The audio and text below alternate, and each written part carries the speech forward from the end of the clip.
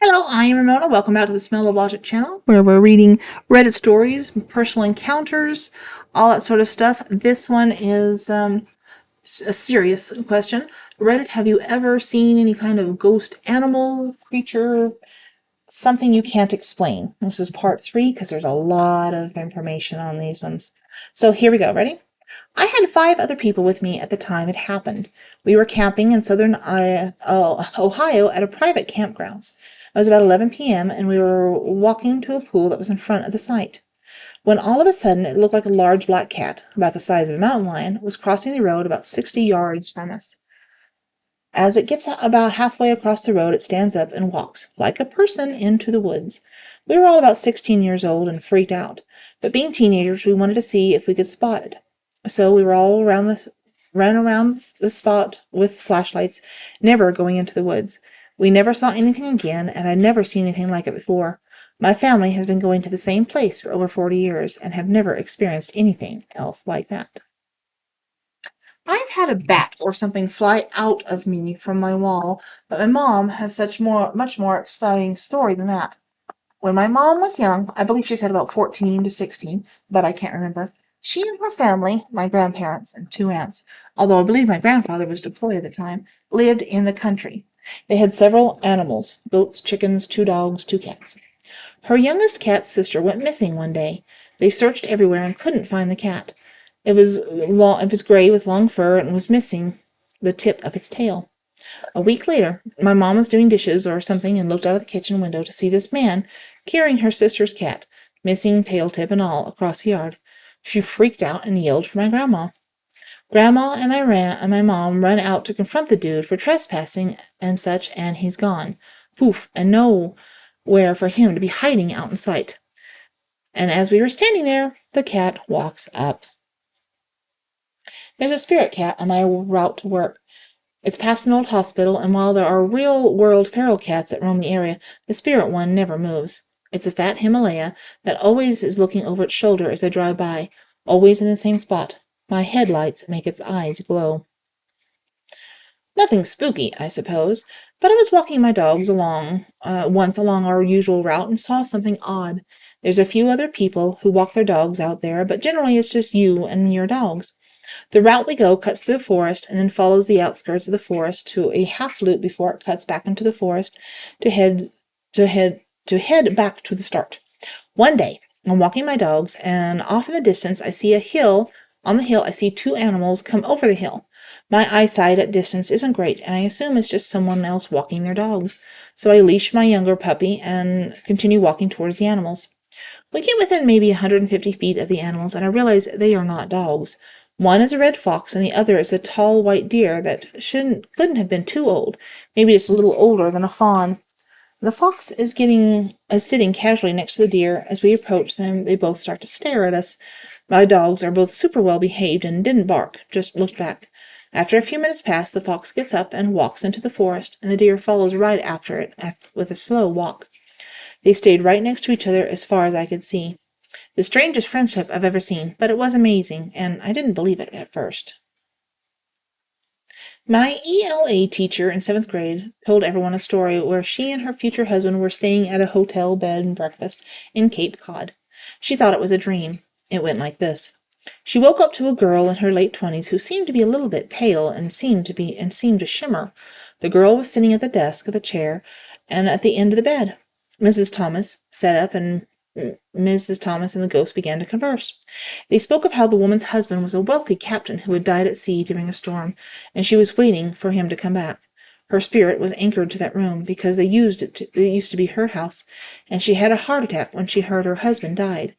Apparently, in the morning, Mrs. Thomas was about to tell everything to Mr. Thomas, and he stopped her as she started talking and said that he knew what happened. Mr. Thomas said that he could not see the ghost or the woman, but he very clearly heard Mrs. Thomas talking to the ghost, and their stories lined up perfectly. But the weirdest thing is, other visitors who stayed in that hotel room reported the same events happening to them. The ghost appears as a woman in her late 20s who are on their significant other when they stay in that same room. These stories happened with as long as 10 years difference, and all the stories are exactly the same, so it's weird. Just for clarity, my teacher is now like 60 years old. Also, the best English teacher I've ever had. I just hated her. When I was very young, the family cat died. For a couple of years later, we would see a very similar looking cat roaming our backyard every week or so. One time, we caught it roaming while we were outside, and it ran through a row of trees into our neighbor's yard. We went over there, and it disappeared. It was probably just a neighborhood cat that looked like ours, but we kids all thought it was a ghost of our cat enjoying the afterlife in our backyard. That cat used to run down the hallway at top speed and jump onto the bed every night when I could tell him it was time for bed. The day after he passed away, I turned the kitchen lights off and told the dog that it was time for bed, and he heard the cat's collar bell and footsteps run down the hallway. It happened a few more times and then stopped for years. About 2 years ago, when the dog got sick, it started happening again, every once in a while at first, and then every night for a week leading up to the day the dog passed away. 2 nights later, I heard the bell and the sound of the dog running across the hardwood together. Then nothing ever again. I feel like he came back for his brother, and then left together. I miss my boys a ton, but I feel better knowing they are together. I might have posted this before, but I have too. In college, my roommate and I were walking down the walking around the town like at 2 a.m. Not drinking, just weird kids. And we passed a dead cat in the gutter. It was a calico, big brown spot on one side and an orange one on its face, sorry. Rigor mortis had set in, and there was a kind of greasy smear coming from under the head. We guessed it had been mashed by a car. We walk down to the park, wander around, and come back the same way. A car passes us, and its headlights. We see a calico crossing the road right in front of us. We get back to the spot where the dead cat was, and it is gone. Same storefront, same streetlight, same greasy smear in the gutter, but no cat. Over the rest of the semester, that cat showed up all over the place. It chased my roommate and his friend down the street one night on the far side of the town where we first saw it. We had a note once from our RA that she wanted to see us. We knocked on the door, and without a word, walked us into our room, opened the door, took one look, it was a shithole, and said, "Oh yeah, there's no way you're keeping a cat in here. Sorry." Rumi and I looked at each other. RA says, "One of the grounds people said they saw a cat in your window. We asked what it looked like. White with brown and yellow and orange spots." The other one. I was walking around a neighborhood with a different friend in a different town, also at some dumbass o'clock. Down a side street, 3 dogs approached us, wagging their tails. A white, a black, and I guess a gray one, like husky-colored. They were all tall, more than 3 feet, long, low tails with only slight curves, and very lanky. Not like underfed, raggy-like, something like not a domestic dog. It really is hard to describe why they were so odd, but they just followed us for a bit. They followed us for a mile, sorry. We went to sniff a small hedge that was dark, but all we could see all the sides of. They sniffed, found a gap, and disappeared into the hedge. I can accept that the dogs were just odd, not necessarily paranormal, though they acted really strangely. And I really can't explain it, but the cat was actively hostile and in my freaking room while I was in class. After all, it was dead. When I was in 3rd grade, a classmate and friend of mine died from meningitis. It was pretty sudden and violent, one day after diagnosis. He was also the son of my mother's very good friend. Her mother always had interesting stories, such as seeing him in the house, etc. Fast forward 6 years. I was babysitting his sisters that I have not seen in 5 years, as my family had moved to France during that time and then later came back to Canada in that same house. I put them to sleep, go down to watch TV with their dog. I was peacefully watching TV, then out of the corner of my eye I saw a silhouette in the stairs on my left. The dog noticed it too.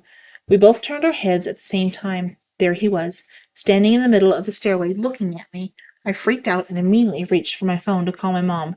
Once I looked back, he was gone. Was in church one day, praising it up. This girl screams, claims she sees a demon in the seat and drops to the floor.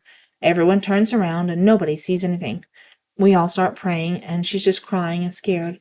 The family left, and I'm seeing them from time to time, but they don't even look my way. Thinking about it gives me chills because you never know what someone is doing behind closed doors. I was walking down the hallway one night at home, and I passed a room and I saw what I thought was my mom's small dog. I even heard small rummaging noises like he was sniffing the carpet. The dog looked slightly smaller and had longer hair than my mom's dog, but I figured I was seeing things since it was dark. Anyway, I walked into the living room and saw my mom's dog on her lap. My jaw hit the floor. Turns out, when my dad was a teen, the house on the property burned down, and my grandmother's dog died in the fire.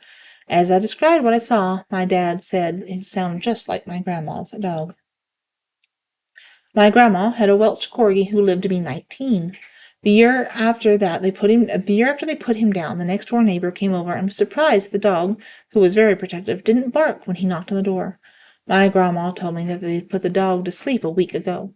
The neighbor got really serious and said, "No way. I've seen him every day standing under the big tree in your front yard." We took this as a sign that he was still near us.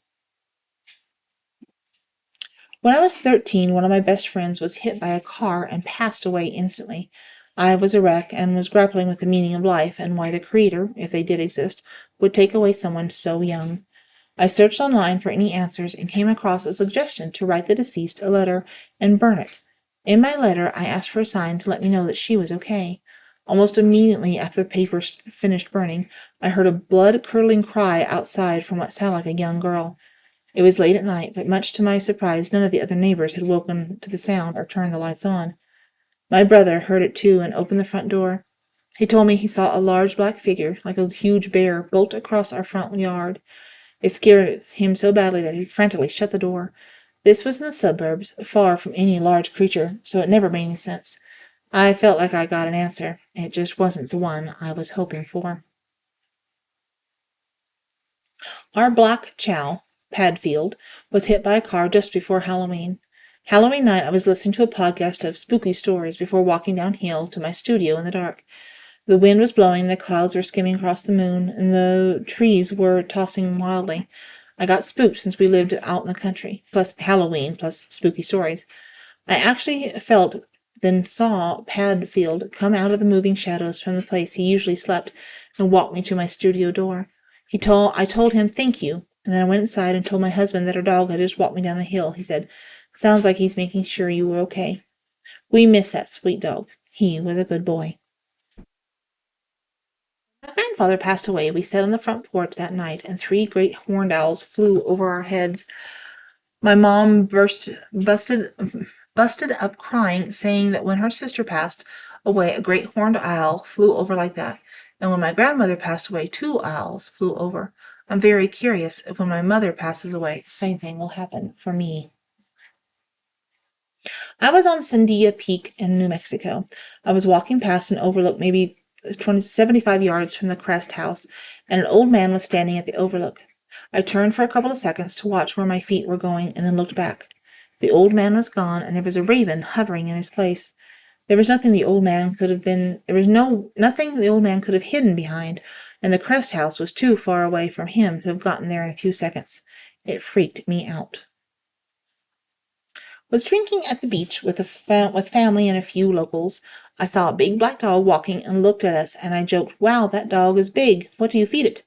Apparently, I was the only one that could see it, because all the others looked at me, looked around, and then came back to me and asked what the hell I was talking about. The locals told me not to look for it, so it wouldn't follow me home. It was a photograph of my grandmother showed me about 15 years ago. Her family came over from Ireland. They took a picture all gathered together outside of the first house they bought in America, in Sweet Home, Oregon. This house had a large tree in the front, and it was taller than the house. I believe the photo was taken right around the turn of the century, 1900s. Sitting on a branch of the tree, high above the house, is a leprechaun. It's a little person, very clear and very distinct, with a pointy hat, sitting on a tree branch looking down at the family.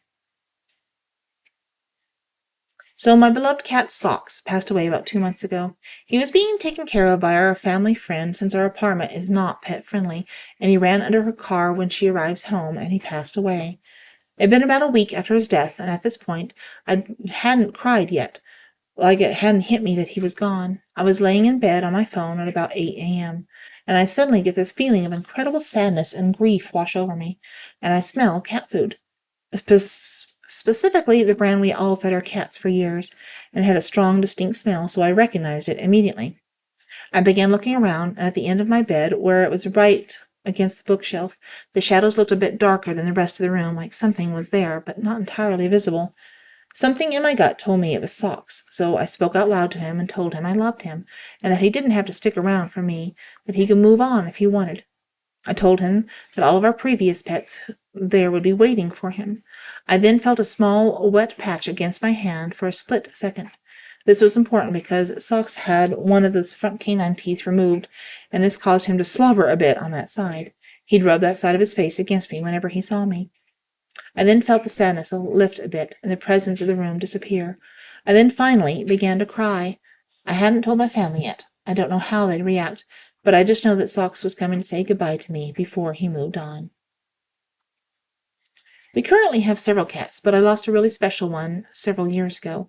We slept with the door closed so they couldn't come in. Since Rupert died, when I was in bed trying to fall asleep, it feels like a cat jumps on my bed and starts walking around like he's trying to figure out where he wants to lay down. But every single time there's no cat in the room. I thought it was just me and my imagination until I asked my husband and daughter. It seems it happens to them too. Now I just smile and tell him that I love him. Not my experience, but it happened to my husband shortly before we got together. He loves history and was visiting Gettysburg.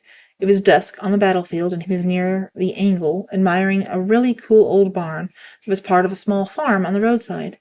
He saw a horse. Nothing special about that, just a regular dark brown or black horse, except that it had materialized out of nowhere, right before his eyes, and had kind of green eyes.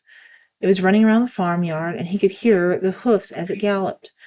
He felt a breeze as it ran by and could see the nostrils flare. It ran around for a minute or two and then just disappeared. There were a lot of horses killed there, so it kind of makes sense that the horse spirits would be restless there. I have this weird story.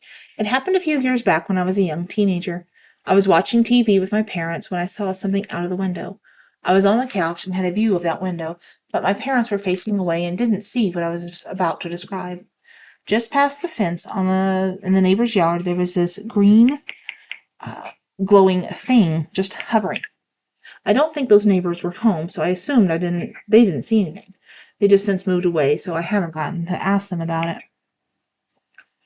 So imagine, the the green thing was almost like a lantern, but was made out of leaves. It looked like a bunch of maple leaves stuck together around a flickering candle in the center.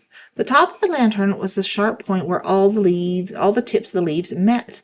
I saw it was mostly green, fresh leaves, but there was also some dried brown ones on the outside. So imagine leaves arranged in a circle, almost like a wreath, around a flame. It was flickering through all the leaves, casting this beautiful green light around it. The lantern thing hovered for a few seconds, as I stared in shock, and then it floated out of sight beyond the fence. The shock started to wear off, and I flipped out.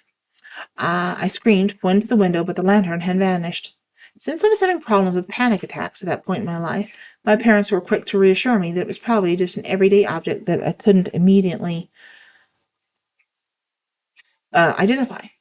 I described it, and they figured someone had just thrown a glow stick. No. After calming down, I went to bed and tried to forget about the incident.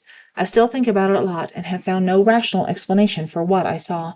Anyway, I just wanted to see if anyone had any similar experiences. I've been trying to draw this lantern thing, but I just can't do it very well. If I ever go around to making a drawing that really captures what it looks like, I'll be sure to post it.